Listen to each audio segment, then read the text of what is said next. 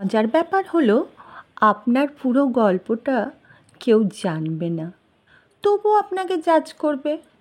কথা না বললে ভাববে অ্যাটিটিউড, না মিশলে ভাববে অহংকারী, আর একটু মিশুকে হলে ভাববে ঘায়ে পড়া।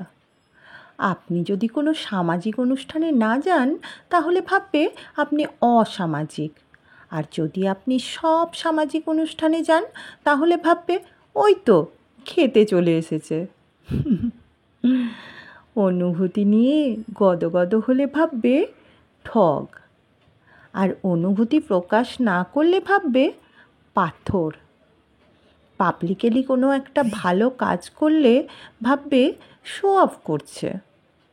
বিয়ের আগে 4টে বিপরীত লিঙ্গের বন্ধুবান্ধবের সাথে ঘুরলে ভাববে চরিত্রহীন, আর ঠিক বিয়ের পর 4টে বিপরীত লিঙ্গের বন্ধুবান্ধবের সাথে ঘুরলে ভাববে আরও বড় চরিত্রহীন। প্রেমিক বড়লোক হলে ভাববে গোল্ড ডিগার। একটা দামি শাড়ি কিংবা একটা গয়না পরে ছবি পোস্ট করলে ভাববে ভরের টাকায় ফুটানি দেখাচ্ছে। বাচ্চা না হলে এটাই ভাববে মেয়েটার কোনো সমস্যা আছে।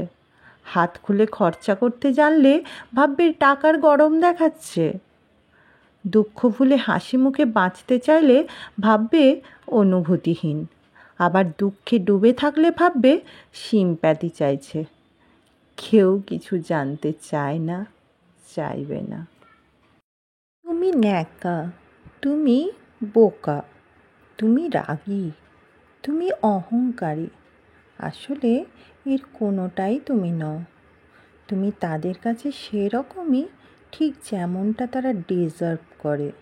তাই দিনের শেষে তুমি কিন্তু তুমিই থাকবে, একটু একটু ভালো, একটু একটু মন্দ। আর সবটুকু ভালো রাখতে গেলে দেখবে সবাই ভালো আছে, শুধু তুমি ছাড়া।